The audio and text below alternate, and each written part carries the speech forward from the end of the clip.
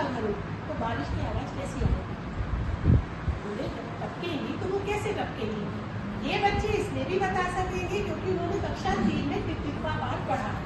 और टिपटिपा पाठ में वो सारा वही था कि किस चीज़ का डर है, किसी चीज़ का नहीं, टिपटिपा का डर है। पूरे की पूरी वो लेसन है इसके ऊपर। फिर अगर झोपड़ी में है तो कैसी आवाज़ आएगी, फर्श पर अगर पानी की बूंद गिर रही है तो कैसी आवाज़ होगी, कच्ची मिट्टी पर तो कैसी आवाज़ होगी, और अगर नदी बह रही है उसके ऊपर अगर पानी गिरता है तो कैसी आवाज़ होगी। दूसरी गतिविधि हम रंगों की पहचान इसमें बच्चों को करा सकते हैं कि दिन में होते, बच्चों से हम पूछेंगे दिन में होते तो बच्चे कहेंगे नीले बादल, सफ़ेद बादल, तो रंगों की पहचान हो नीले बादल की, सफ़ेद रंग की को पहचान हो। रात में होते काले बादल, बारिश में तो कहेंगे मैडम सफ़ेद भी बादल होते हैं, काले भी हो जाते हैं, पहले सफ़ेद होते हैं फिर वो काले हो जाते हैं बादल, और जब बारिश रुकने लगती है धीमे धीमे तो बादल फिर नीला हो जाता है, नीले रंग का। फिर धूप में होते नीले सफ़ेद बादल, और फिर हम उन्हें थोड़ा मस्ती में भी कहेंगे और हमें बनाते कि पागल बना देते हैं मैडम हमें बादल, कभी नीले कभी काले कभी सफ़ेद बादल।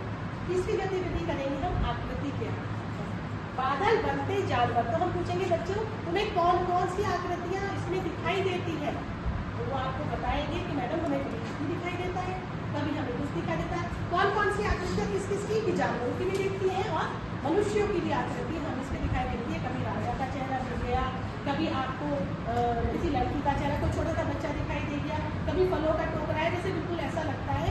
तो ये सारी चीज़ें भी हम बच्चों को बता सकते हैं। चौथी गतिविधि हम कराएंगे शब्दों की पुनरावृत्ति। इसमें इस कविता में बहुत सारे शब्द आए हैं, झब्बर झब्बर और झूम झूम, झरझर झरझर, कभी कभी। और इसके बाद में एक कविता जो एज ए टीचर मैंने बनाई बच्चों के लिए, मैं अपने बच्चों को ये करा सकती हूँ। आरे बादल झूम जरा जोर से भीगे। अब ये एक्शन के साथ कराएंगे बच्चों के साथ। चलिए चलिए तो फिर बैठे रहे आप, चाहे खड़े जाइए,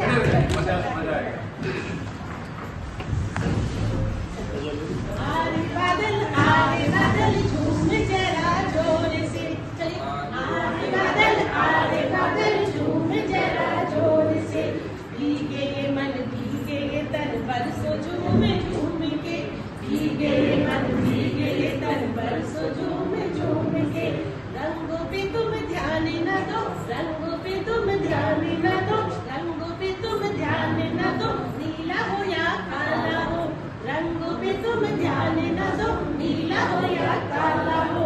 बरसो मेरे तन पे बादल भीगे ये तन झूम के, बरसो मेरे तन पे बादल भीगे ये तन झूम के।